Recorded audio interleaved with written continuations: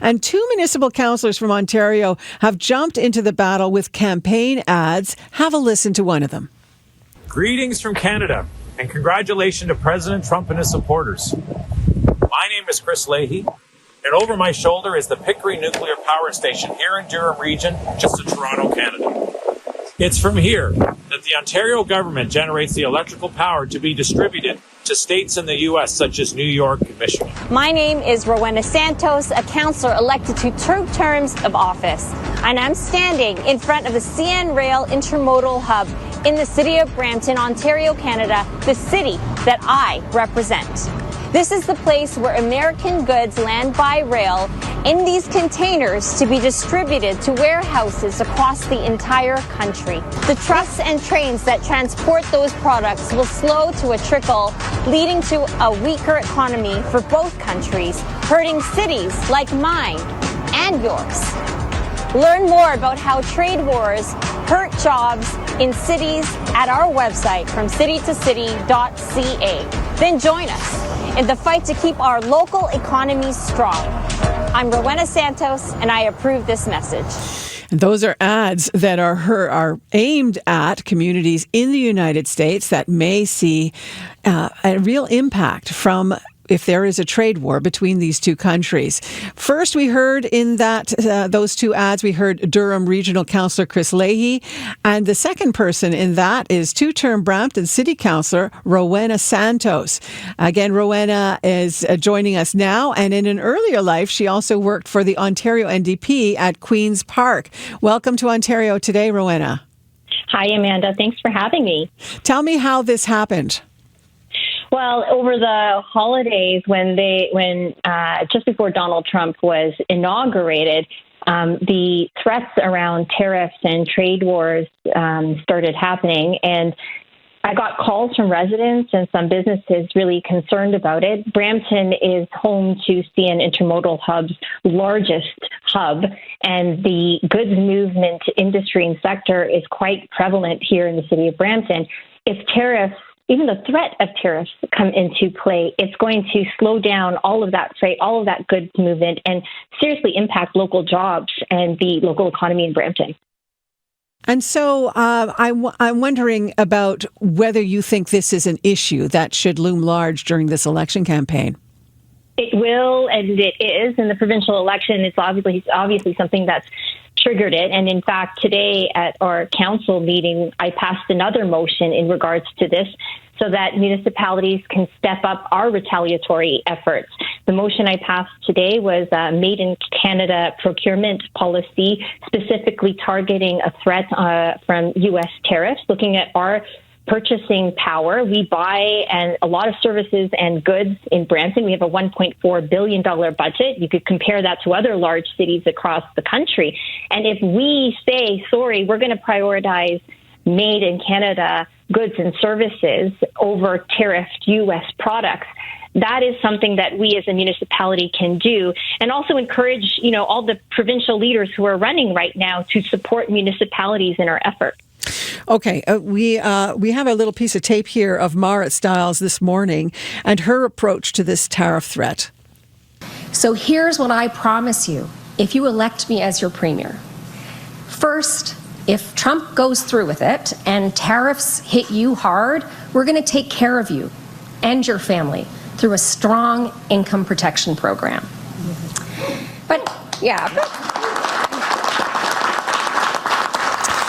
That's a little bit of Marit Stiles on that issue in particular. What would you like to see from the province? I think we need to make sure that our retaliatory efforts are dollar for dollar. I just saw a poll right now where 80% of Canadian businesses that were polled would like to see the government do a dollar for dollar retaliatory approach with respect to tariff threats. I think the number one thing, because it hasn't happened yet, we're going to find out certainly on Saturday, apparently, whether or not Trump is going to follow through with all of this. But I think we need to be prepared first and foremost to have some negotiations, but be prepared to say that here are the serious things that are going to happen to your local economy should you follow through with this. our residents, my residents in Brampton, and I think across the province and across the country, are very proud Canadians. We believe in our country. We believe in our economic and domestic sovereignty. And we want to make sure we aren't the 51st state. We are not Americans. We are Canadians. And so I think some of the things that Doug Ford has done, in particular, talking about removing alcohol off the shelf at the LCBO, are going to impact the United States. I was recently in Tennessee visiting the Jack Daniel's distillery over the holidays, and the majority of the rye is sourced from Canada. And Jack Daniel's is a very popular product at the LCBO. That small little town of Lynchburg, if we pull Jack Daniel's off the shelf, that small town is going to feel it. And it's my intention, actually, to write the mayor of Lynchburg to let them know that you need to speak up to your president and make sure this doesn't happen. I'm hearing, in other words, that you have so far liked the approach of the PC leader, Doug Ford. Yeah, Amanda, I'm not the greatest at sports analogies, but I am a martial artist, and I've trained in Muay Thai kickboxing. And when somebody's trying to threaten you, you don't wait for the punch. You get yourself prepared, you put your fists up, and you fight back. Let's go to the phones together and listen to the issues that are important to our listeners. Don is in Sudbury, the riding of Parry Sound Muskoka. Don, go ahead. What is the issue that could decide your vote? Healthcare. It's really important. It's really important that I get a doctor. I'm 63 years old. I'm using a nursing station as my doctor, so things are good, but they're not great. Haven't had a doctor in years, and it seems like the premier is the Premier of Southern Ontario or the Mayor of Toronto, because he doesn't really care about the hinterlands. Yeah, so for you, getting a doctor is your number one issue. I'm hearing that. Yes, it is. Okay, and thank you very much for your call. I want to go to Peter right away in London, Ontario. Peter, your healthcare is also your issue. If we go ahead. Yes, thank you so much, Amanda. I'm a retired healthcare worker for 40 years, and I have seen a great deal, and I find it disingenuous that Doug Ford can make Canada great hat and talk out of both sides of it while he's Americanizing probably one of the greatest jewels of our Canadian institutions, and that's our universal health care. That leaves a couple of choices for you if you're not going to vote Progressive Conservative. Why are you undecided? Basically because I am laser focused on a party that's going to support universal public health care. It's going to, as in fact, make it possible to keep our ERs open and our public hospitals functioning as opposed to what they've been under the strain of for the last decade. And there's nothing unrealistic about asking for that. We could do it a generation ago. What's wrong with us paying for it now instead of sending billions to for-profit companies and to Shoppers Drug Mart? Peter, I want to thank you so much for ending this third half hour of our 2-hour special. We have on the line with us for the next several minutes, Brampton City Councillor Rowena Santos. Coming up in the next half hour, Thunder Bay's Mayor Ken Boshkoff is with us, and we're asking you, if you are an undecided voter, what is the issue that could decide your vote? We'll be right back in 90 seconds. From the CBC Kitchener-Waterloo newsroom, I'm Josette Lafleur. Wilmot Township continues to make progress in passing its 2025 budget. Council met Monday night and made several key decisions to lower the proposed property tax increase. The initial draft budget suggested a 51% increase. That's now down to 19.12%. Councillors have asked staff to look for more reductions to bring that down even further. Council will next discuss the budget at a meeting on February 24th. And you may hear fireworks tonight, as today is one of 4 days in the year people in Waterloo can set off fireworks. Today is the Lunar New Year, which marks the year of the snake. In Waterloo, fireworks can be set off on private property until 11 p.m. The city says they should only be set off by adults over the age of 18, and you might want to notify your neighbors if you are planning to do it. The weather forecast for Waterloo Region and Wellington County. We are in for another snowy, blustery kind of day. Weather advisory in effect, calling for strong winds gusting from the west up to 70 kilometers per hour. Flurries heavy at times. That brings a risk of snow squalls throughout the day. The temperature will fall to -6 by the afternoon, feeling closer to -15 with the wind chill. Tonight we drop down to a low of -12 with flurries ending after midnight and wind chill sitting near -17.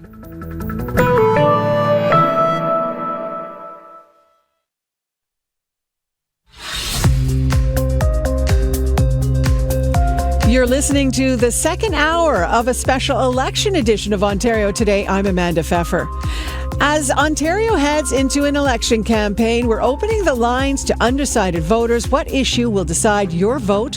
1-888-817-8995. We have given more money to Windsor to make sure that they have the infrastructure, the water that they need to build more homes. We've cut red tape and regulations across the province. Rather than taking 5 years to get a permit, now you can speed things up right across the province when it comes to permitting. We're standardizing permitting going across the province. People are leaving our province.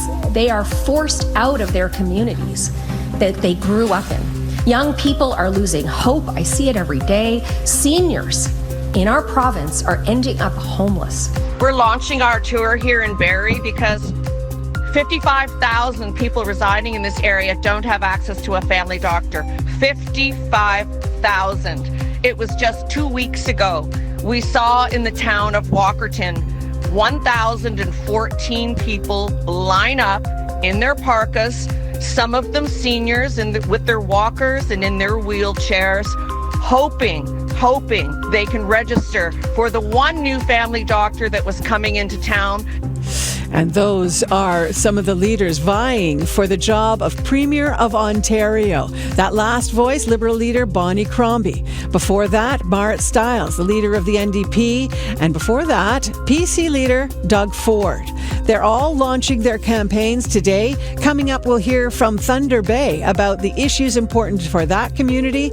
And today and every Wednesday throughout the election campaign, we're opening the lines to you for 2 hours beginning at noon on election issues to help you decide your vote on February 27th. This hour, we want to hear from undecided voters. What issue will decide your vote? 1-888-817-8995.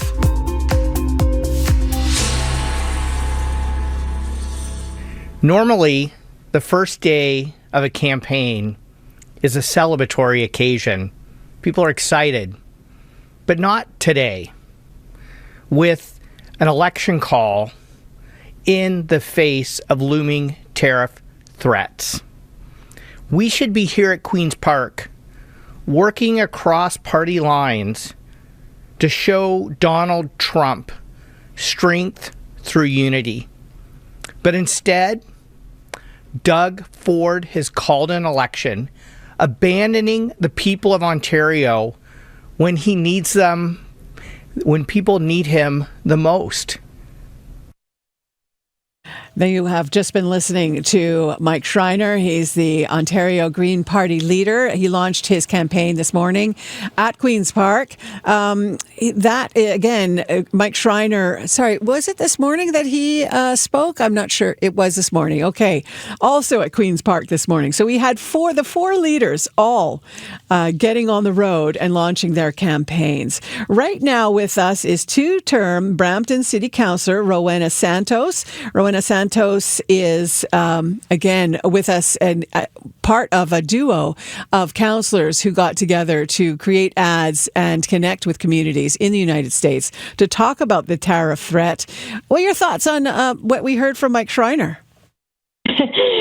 I think that the parties who are in this election perhaps didn't see this one coming so early. Many of them are probably still trying to get their candidates approved and organized, et cetera. And it's such a short campaign. So it is not exciting, I would imagine, for them. But certainly in terms of this election for the city of Brampton, this is a big deal for Brampton. Brampton is now the third largest municipality in the province of Ontario. And for decades, we have been chronically underfunded. We've got 5 seats here in the city of Brampton. So the path to victory is the 905 in Brampton. And we've been chronically funded for decades. With 791,000 people, we only have 1 emergency room. And even though the province has committed to building the second hospital, it still has not been built. And in fact, we're advocating now in this election for money to plan and design our third hospital. And so, I know there were callers talking about healthcare, whether you're from Sudbury or London or Brampton. Healthcare certainly is a big issue in this particular election for all parties to make sure that they have the proper policies in place to deal with it. And then, to the point of one of the other callers earlier today, it was about infrastructure and housing.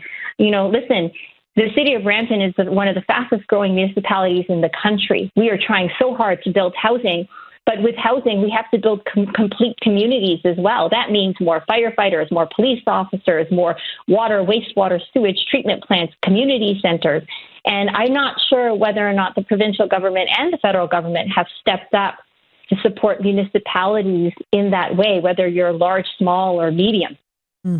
Well, let's go back to the phones. We've got Dee Dee on the line in Burlington. And Dee Dee, this, again, you're part of a 2-hour special edition of Ontario Today.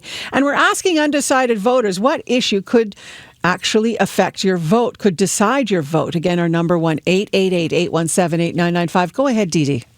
Thank you. Yeah, the issue that's most important to me is getting rid of first past the post. When Doug Ford came into office, the first thing he did was shut down the municipalities that were trying out other voting options, and he won't even consider it provincially. So I think we need somebody else who will stand up to that and bring in something fairer, because without a better election process, we're losing our democracy because people are not coming out to vote. Mm-hmm. They just don't care anymore because they don't think it counts for anything. Well, can you tell me about how that plays out for you and your vote? So I have voted with various parties over the years, depending on what issue was most important to me. And I find that when you get a majority with only 41% of the vote of those who voted, and then even less people, coming out to vote, it's a very small minority of people who are actually electing a majority. And I think if you get something other than first past the post, you're going to get more cooperation amongst the parties, because then you're going to have people having to work together. And so I think you end up with better government overall and better policies and better programs and processes that are going to lead Ontario to a better place. And they might even get rid of the Ontario Land Tribunal. I want to thank you very much, Dee Dee, for weighing in. Rowena Santos is with us. Rowena Santos is a Brampton City Councillor. And there were some communities, in fact, that sort of were trying to, for instance, change their way of electing at the municipal level. This government changed that back. Is that something that you would like to see at the municipal level?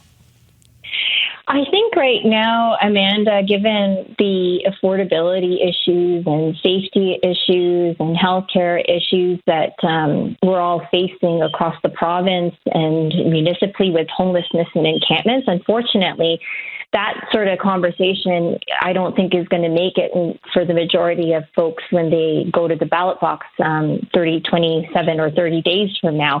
I think folks with tariff wars and trade wars looming, folks are going back to the basics right now. Who is going to help me create more affordable housing and deal with food insecurity and homelessness and encampments and protect our jobs in our local economy? Who's going to make sure that when I'm sick, there's an emergency room and there's a doctor who can take care of my issues and my family. I think those are the top issues, Amanda, right now, versus the ranked ballot sort of system. Those changes and those policy changes are really complicated to explain to voters, especially when many of them are in crisis mode. Rowena Santos, I want to thank you so much for joining us for a little bit during this program. I appreciate it, Amanda. Rowena Santos is a 2-term Brampton City Councillor. Again, you are listening to a special 2-hour edition of Ontario Today. We are going from 12 and all the way until 2 o'clock today, and we're going to be doing that every Wednesday throughout the election campaign until Election Day on February 27th. And again, the show is available as a podcast as well. And if you're looking for more election coverage, you can go to that online, cbc.ca/Ontario Votes. Let's go back to the callers. We've got Donna in Toronto. Donna,